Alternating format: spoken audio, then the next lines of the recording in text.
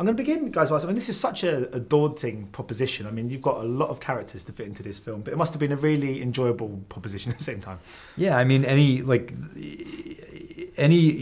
challenge is also a creative opportunity. So, look, the ability to have this many loved characters in a single film, played by this many talented actors, is like an amazing gift to directors. So, we for as difficult as it was to make it work, it was also a great pleasure and opportunity. Was it like a balancing act in the editing job, sort of like when you've got all of the kind of footage available going, right, we need to make sure this person's on screen for this amount of time and this person gets their arc developed and so, I mean, was it really in the edit where you felt this really came to life? For Joe and I, what cleans everything up for us is it's always about the storytelling. It's always about what does the story want? What does the story need?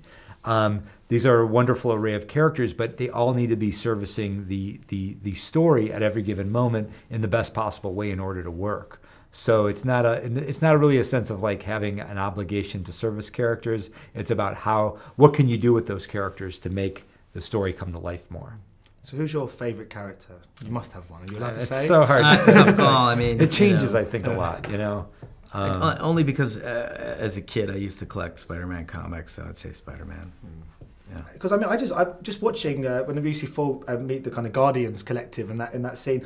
I mean, it's one of those amazing moments where there's some characters you never could imagined you'd see them in the kind of same place. Did you get those moments on set that were kind of almost like where you almost became a fan as well? Is that something that only you really appreciate after the whole project's over, where you're able to go, wow, that was pretty cool? No, it's like you're describing. In the moment, we would have those. It's like you can't believe you're combining these two elements that you never thought could be smashed into one another before, and that's the fun of it. But we pinch ourselves all the time while we're doing it, and the actors do too. I mean, the actors find it a really remarkable occurrence to be like encountering these characters that weren't in their sort of the character view before. And I was just a word on the tone. I mean, this incredible ability across all of Marvel, and from what I have seen of this film, this ability to be very playful, to have kind of one-liners. And I think there's one scene with sort of Iron Man and Doctor Strange where they're talking about this kind of impending doom and the threat of Thanos, and they still throw in jokes. How difficult is it to get those kind of moments in and not compromise on the kind of severity? Well, that's a balancing act. I mean, because always we care about stakes in our superhero films, and we want to make sure that the characters paying the proper respect. But a lot of times you deal with intense situations through humor, and a lot of the Marvel characters tend to do that as well. But the movie certainly does shift tones depending on who's in it and when. And Thanos certainly brings a tone all his own to the film because he's not messing around. Yeah, he's quite a villain. I mean, there's in every superhero movie, the villain is as important as anything else. I mean, he seems pretty indestructible. That is what must make this such a great project, I guess, in the sense that it seems like they've got something completely impossible to overcome. Well, exactly. I mean, it's like death comes to call for the Avengers. This is a nearly unbeatable force who is determined to destroy half the life in the universe to bring it into balance. He sees it as an overgrown garden that he needs to prune. And as you mentioned, he is fairly invincible. He's this sort of genetic mutation who's the Genghis Khan of the universe, is unbeatable on the battlefield. And stronger than the Hulk, skin is invincible. So it really is it's going to cost the Avengers something to defeat him.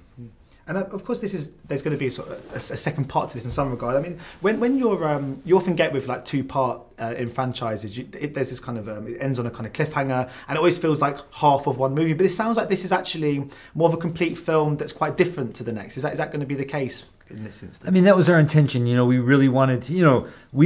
Joe and I always looked at it like in the same way we presented the Winter Soldier as a complete film, Civil War as a complete film, but there was a narrative thread that connected them. Civil War pushes forward to Infinity War. Infinity War will push forward into the fourth Avengers movie. And so there is a narrative thread, but we wanted them to be their own unique expressions. And just finally, when can we expect the title for the next one? You can tell me, by the way. I won't tell anyone, I promise. We'll just keep it this way. Not for quite some time. We're excited to tell people. But it's going to be a while. Okay. Yeah. That was worth a go. Thank you so much for your time. So much appreciated. Thank you so much. Thank you. Yeah. Appreciate it. Ladies and gentlemen, you're watching Hey You Guys! Hey You Guys, huh? Hey You Guys. Is that from the Goonies? It is indeed, yes. Nice. Hey You Guys!